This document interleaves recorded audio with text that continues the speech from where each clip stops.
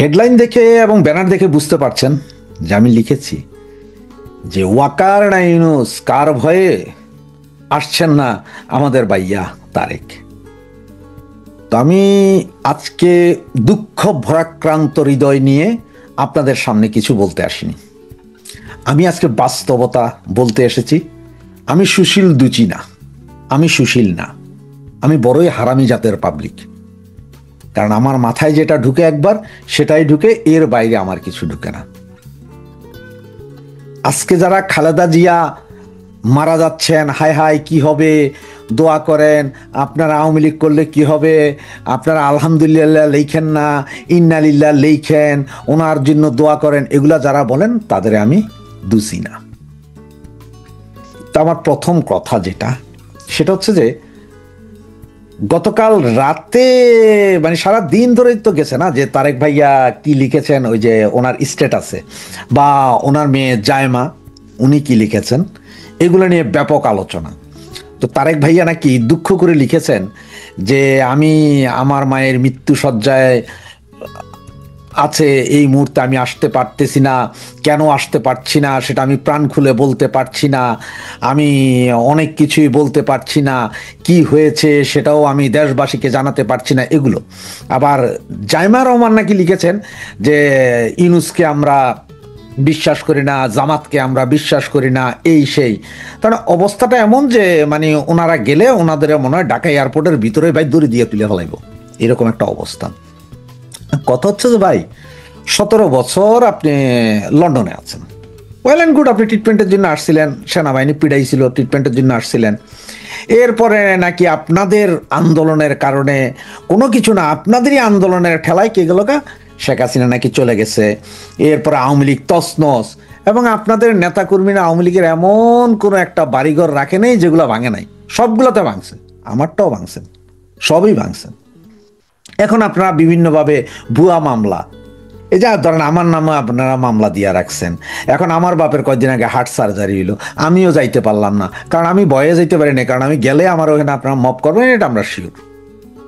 আর mop করবেন আপনারা, আমি কেন, সবাইরই করতেছেন। আওয়ামী লীগ দেখলে, আওয়ামী লীগের সরেও কইলেই আপনারা বাকিটা আর বুঝেন না, যে অতে অজগর কইতেছে নাকি অতে আওয়ামী লীগ কইতেছে, সেইটাই বুঝতেছে না মপ কেন কইলি।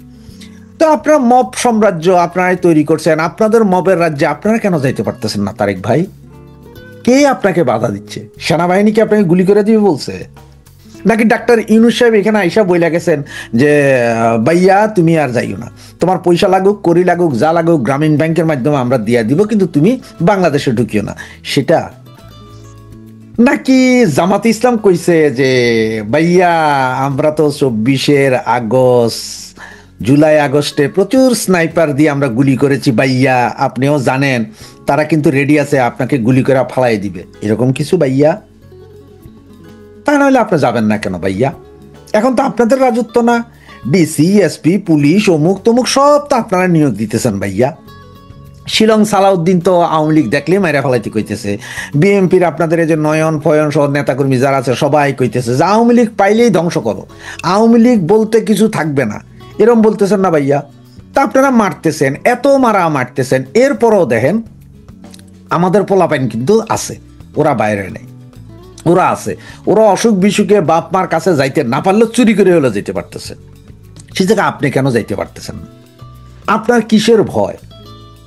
এতদিন তো গত 15 বছর তো দেখা গেছে যে আপনি প্রতিদিন একবার টিভির সামনে আইসা শেখ হাসিনার 14 গোষ্ঠী, আওয়ামী লীগের 14 গোষ্ঠী তুইলা খালি গালা গালি বলা বলি আর খালি আপনাদের নির্যাতন করছে কইতেছেন। এখন আপনি এত ভয় পাইতেছেন যে আপনি সরাসরি বলতে পারতেছেন না যে আপনারা কে বাধা দিচ্ছে বা কে কি করছে, নাকি ভাইয়া পলিটিক্স খেলতেছেন যে আপনার মা মইরা যাবে গো, না মইরা যাক, এরকম আমার মনে হয় যে মইরা যাক, আর আমি এখান থেকে যাবো না, কমু যে এরা আমারা যাইতে দেয় নাই, আমি জীবন ভয়ে যাইতে পারি নাই। আরে ভাইয়া, সারা বাংলাদেশের প্রতিটা মানুষ আপনাদের ভয়ে তটস্থ, আপনাদের এই মিথ্যা মামলা, আপনাদের হামলা, এগুলার ভয়ে তটস্থ গত 15 বছর। কিন্তু আপনাদের এইরকম অত্যাচার করেন, আপনাদের বাড়িঘর এইভাবে ভাঙে নাই, আপনারা যেভাবে এখন আওয়ামী লীগের বাড়িঘর ভাঙতেছেন, আপনারা যে মব কালচার চালু করছেন, আপনার নেতা সাদেক হোসেন খোকার পুত্র 32 নম্বর যেভাবে ভাঙছে, সেভাবে যদি আমরা যদি দূরভবিষ্যৎ জিয়ার কবর যদি ভাঙে দেয় কেমন লাগবে ভাইয়া?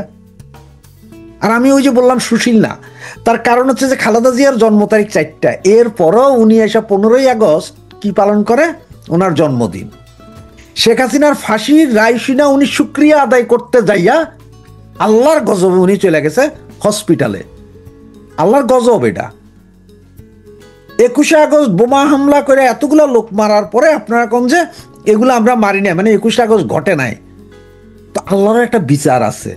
আর সেই বিচারের অবস্থা দেখতেছেন তো, আল্লাহর বিচার আছে। আল্লাহর ইশারা ছাড়া নাকি কোনো গাছের একটা পাতাও নড়ে না। যদি মুসলমান হয়ে থাকে তাইতে বিশ্বাস করবেন। সেই বিচার দেখানোর জন্য, সেই ইশারা দেখানোর জন্যই তো শেখ হাসিনারা বাঁচায় রাখছে আবার আল্লাহ। নাহলে তো আপনাদের যে পরিকল্পনা ছিল শেখ হাসিনা শেখ রেহানারে মাইরা ওইখানে হাড্ডি মাংস থেতলা কইরা, মানে যাতে কবর দেওয়ার জায়গা না থেকে এই ব্যবস্থা করবে, এই জায়গা থেকে আল্লাহ কিন্তু সসম্মানে বাঁচাই নিয়ে গেছে। আর আজকে আপনার কি হলো? এত দুর্দান্ত প্রতাপ আপনাদের, এরপরও আপনারা যাইতে পারতেছেন না। আবার আপনাদেরই বেচা তসলিম খলিল কইতেছে ইলেকশনের আগে, ইলেকশন ডিক্লেয়ার দিলে যাবেন, তার আগে যাবেন না কেন? ইলেকশন ডিক্লেয়ার দিলে কি আপনার নিরাপত্তা ওকে হয়ে যাব? আর ইলেকশন ডিক্লেয়ার না দিলে আপনি এখন গেলে আপনারে দইরা পাপ করে দিব, এরকম কিছু? মানে যে আপনারা কি ওই মোল্লারা পকাত করে দিব বলে মনে করতেছেন? আমার যা মনে হয় তা না হইলে আপনি এইভাবে লিখছেন কেন? আর আপনার এই লেখার পরে আমি আরেকটা জিনিস চিন্তা করলাম, সেটা হচ্ছে যে আমাদের যে ডাস্টবিন শফিক, উনিও আবার একটা ছোটোখাটো কিরম জানি বিবৃতি দিচ্ছেন।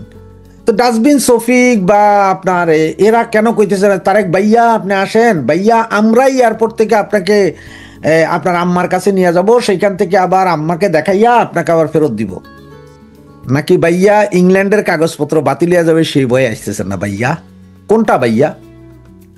আসলে ভাইয়া আপনি একটু বলবেন ভাইয়া যে আসল কাহিনী কি ভাইয়া? ভাইয়া কেন আপনি যাইতেছেন না ভাইয়া? আমার বড় জানার শখ ভাইয়া। এতদিন তো বলে ফেসিস ছিল এই জন্য যাইতে পারেন না ভাইয়া। আপনার ছোট ভাইটা মারা গেল সিঙ্গাপুর, শেখ হাসিনা গেছিল মরা বাড়িতে শোক পালন করতে, ঢুকতে দেন নাই। ওয়ারাজ আজ থেকে কয়েক হাজার কোটি বছর আগে যখন কোনো ধর্মেরও প্রচলন হয়নি, তখনও নাকি একজন মারা গেলে আশপাশের সকলে যাইতো শোক পালন করতে। তেমনি আপনার ভাই যখন সিঙ্গাপুরে চিকিৎসা অবস্থায় মারা গেলেন, তখন আপনাদের বাড়িতে গেলে ঢুকতে দেওয়া হয়নি। সেটার দোষও কি দেন যে সিঙ্গাপুরে আপনার ভাইরে শেখ হাসিনা মারছে, শেখ হাসিনা মানে গলা টিপা মারছে আপনার ভাইরে, মস্কারির জায়গা পান না। এখন এই যে গত 16 বছর আপনি প্রতিদিন আয়া ওই স্কাইপে হোয়াটসঅ্যাপে আয়া কান্নাকাটি করতেন, রেকর্ডিং ভিডিও দিয়া যে আপনার মাকে ট্রিটমেন্ট দেওয়া হয় না, আপনার মাকে মারি ফেলা হচ্ছে, এই করছে। গত 17 মাস আপনার মা তো কোথাও ছিল না, 17 মাস তো মুক্ত বিহঙ্গনের পাখির মতো ছিল। ট্রিটমেন্টটা হয়নি কেন ভাইয়া? গত 15 বছরে এই যে আপনার 2-3 বছর যেটা জেলখানা বলা হয়, এটা তো জেলখানা ছিল না। আপনার মা একদিনের জন্য ওই যে আমরা বাকিরা এই যে এখন আমাদের ছেলে মেয়ে ভাই ব্রাদার বউ বাচ্চা যারা ওই যে জেলে যায়, এদের মতো তো জেলে ছিল না। আপনার মারে এদের মতন আপনার ওই যে কেচি ফাইল, আমদানি রপ্তানি এখানে তো রাখা হয়নি। আপনার মা ছিল আওয়ামী লীগের এক নেতারই বিশেষায়িত একটা হসপিটালের মধ্যে, বিশাল কেবিন, চতুর্দিকে সব কিছু আছে, টিভি আছে, ইংলিশ কমোডও ছিল, সব কিছু ছিল, চিকিৎসা নিতেন। এবং সেই হসপিটালে থেকে যেই শেখ হাসিনা গেছে 5 তারিখ সন্ধ্যার সময় উঠেই লিপস্টিক লাগাই কি কইছেন, আলহামদুলিল্লাহ উনি গেছেন গা, উনি লগে লগে ভালো হয়ে গেছিলেন। তো গত 17 মাসে কে আপনার এই বিষ দিল? সেনাকুঞ্জে আপনার মারে যে ডাক্তার নিছে, সেই ডাক্তারের জিজ্ঞান না যে কেন নিছে, ডাক্তার ইউনিসের লগে বহাইয়া কি ইঞ্জেকশন দেওয়াইলো যে উনি একেবারে এইভাবে মৃত্যু সজ্জায়, নাকি এটিও নাটক? আপনাদের যে কখন কি করেন এটা তো আমি বুঝি না, কি নাটক নাকি এটা আমি বুঝি না, আমার মাথায় ঢুকে না।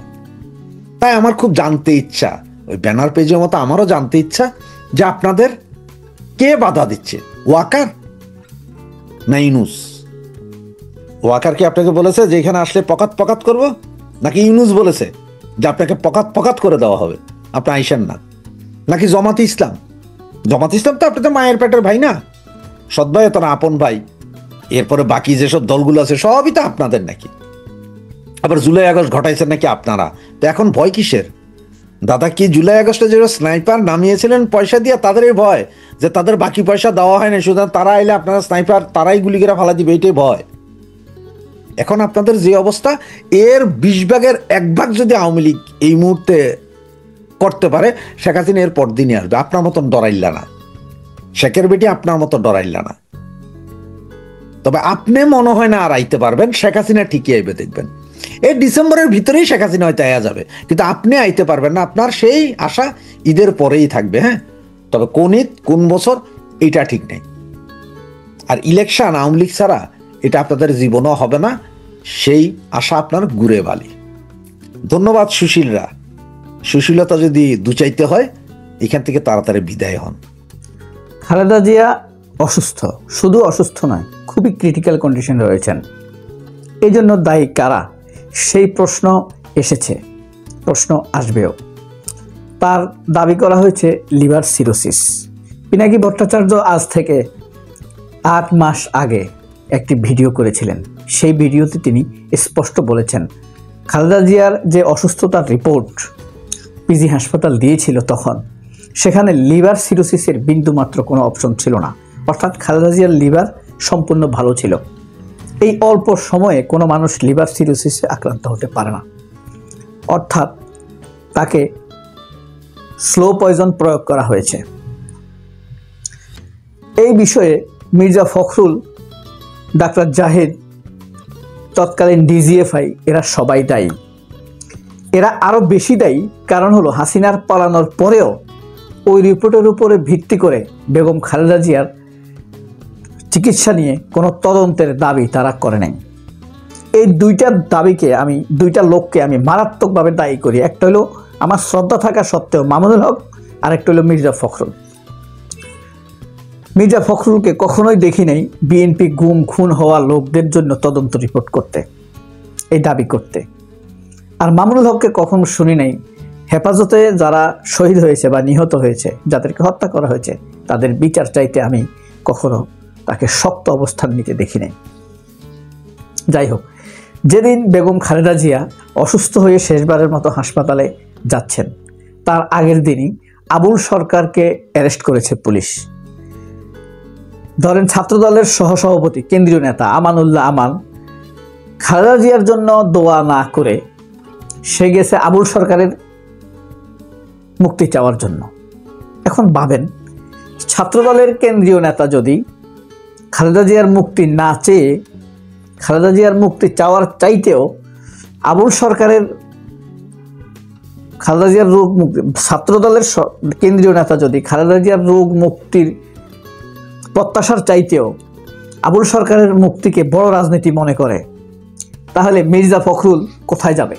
শিখা চিরন্তনে যাবে, কালী মন্দিরে যাবে। মির্জা ফখরুল কোথায় যাবে? মির্জা ফখরুল যাবে চার্চে যাবে। দেখেন, খালেদা জিয়া অসুস্থ, সারা দেশের মানুষ একাকার, তার জন্য দোয়া কান্না কে না করেছে বলেন? আমি আমার বুকটা দেখাতে পারছি না, দুঃখ তো আর দেখানো যায় না। আমার পরাণ পড়তেছে, সোজা কথা, মানে ঘরোয়া ভাষায় যা বলি, আমার পরাণ পড়ে। আমার মেয়ের সাথে আমি এই কনভারসেশন করতাম। আমার মেয়েকে যদি একদিন না দেখতাম, আমার বলতাম যে তোমার জন্য আমার পরাণ পড়ে। আমার মেয়েও আমাকে বলতো তোমার জন্য আমার পরাণ পড়ে। তো এই যে আমার কষ্ট থেকে বলছি কথা, মির্জা ফখরুলটা খালেদা জিয়াকে ওন করেই না। মির্জা ফখরুল বলেন, রুমিন ফারহানা বলেন, এই যে মাহবুবুর রহমান বলেন স্থায়ী কমিটির সদস্য, তারপরে আপনার শ্যামা ওবায়েদ, এখন যে তারেক রহমানের উপদেষ্টা আছে, এরা সব হইল ডিজিএফআইয়ের অ্যাডভাইসড করা বিএনপির নেতা। তখন ডিজিএফআই মির্জা ফখরুলকে চাপ দিয়ে বলতো একে এই পদ দাও, ওকে এই পদ দাও, ওকে এই পদ দাও। সেই পদগুলোতে এখনো রয়ে গেছে। বিএনপিকে যে ভালোবাসে, যারা ভালোবাসে, তারা দেখে দেখে এদেরকে ধীরে ধীরে সরিয়ে দিতে হবে, অথবা অন্য কাজে দিতে হবে। ডিসিশন মেকিংয়ে জাতীয়তাবাদী ছাড়া অন্য কাউকে রাখা ঠিক হবে না। যদি তা না করে, তাহলে নিশ্চিত থাকেন পথে ঘাটে সমাবেশে মির্জা ফখরুল, আমির খুসরুরা কি যে অপমানিত হবে। জুতা খাবে, পাথর খাবে, ইট খাবে, বাড়ি খাবে, তাদের জন্য আছে অপরিসীম লাঞ্ছনা গঞ্চনার ভবিষ্যৎ। আমি বললাম, আমার চোখে আমি দেখতে পাচ্ছি সাধারণ মানুষ ক্ষেপে উঠবে, বিএনপির সমর্থকরা ক্ষেপে উঠবে। 40-50 বছর যাবৎ যারা ছাত্র দলের নেতৃত্ব দিয়েছে তারা নাই নেতৃত্বে নিয়ে আসছে আম বাম শয়তান বাঁদরগুলোকে নিয়ে আসছে। যারা সারা জীবন খালেদা জিয়ার পিছনে লেগেছিল তাদেরকে এনে এখন পরামর্শক করছে। সেই ডিজিএফআই এর মির্জা ফখরুলের পরামর্শ মোতাবেক, ডিজিএফআই এর ভারতের রয়ের পরামর্শ মোতাবেক মির্জা ফখরুলের সেই কাজ এখনো চলছে। আপনার পিনাকি ভট্টাচার্য একজন স্বাভাবিকভাবে ভিন্নধর্মী মানুষ, তার খালেদা জিয়ার জন্য সে যে আবেগঘন মন্তব্য স্ট্যাটাস দিয়েছে তা বিস্ময়কর, হৃদয়কে আপনার নাড়া দিবেই। এমনি আমার মন খারাপ, ওইটা পড়ে আমার কান্না চলে আসছে। ইলিয়াস হোসাইন খালেদা জিয়াকে যে কি ভালো, ইলিয়াস হোসাইন কোনোদিনও বিএনপি করে না, জামাত করে না, কোনো দল করে না, সত্য কথা বলে বলে বলে, এই কারণে আমরা মনে করি ও বলতেছে ওর পক্ষে যাচ্ছে, ওর পক্ষে। ইলিয়াস হোসেন কোনো কনক সরোয়ার তাদের স্ট্যাটাস দেখে আপনি পড়লে আপনার মন উথাল পাথাল করে উঠবে। ডক্টর ইউনূস উপদেষ্টা পরিষদে দোয়ার আয়োজন করেছে। এই ফখরুল্লাহ বাস্টার্ডের জামাই, ইতরের শ্বশুর, সে এখনো দলীয়ভাবে কোনো দোয়ার আয়োজন করে নাই।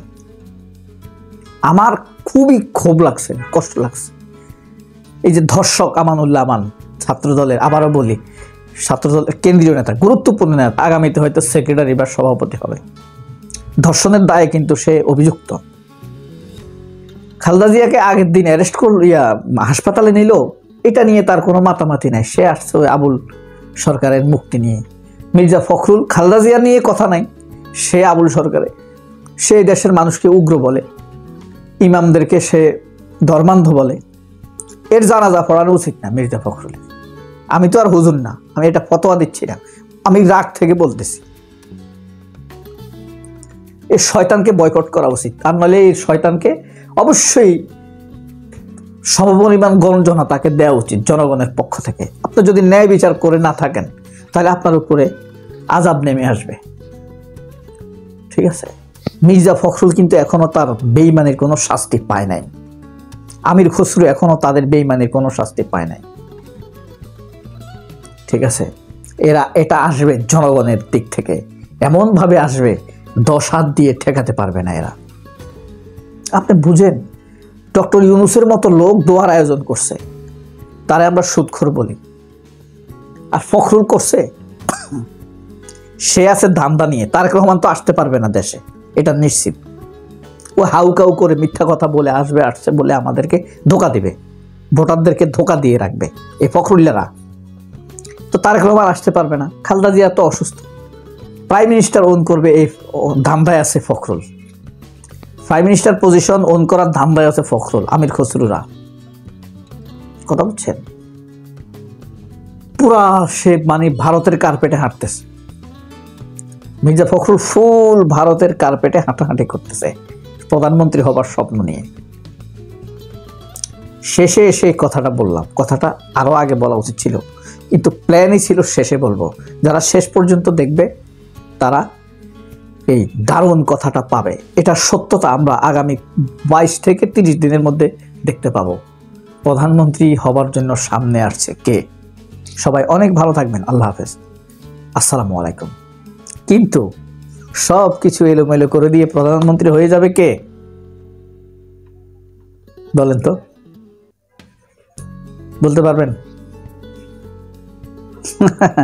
ব্যারিস্টার হামিদ হোসেন আজাদ। আপনারা ভাবছেন শফিকুর রহমান ডাক্তার। যাই হোক, অনেক ভালো থাকবেন। আল্লাহ হাফেজ, আসসালামু আলাইকুম।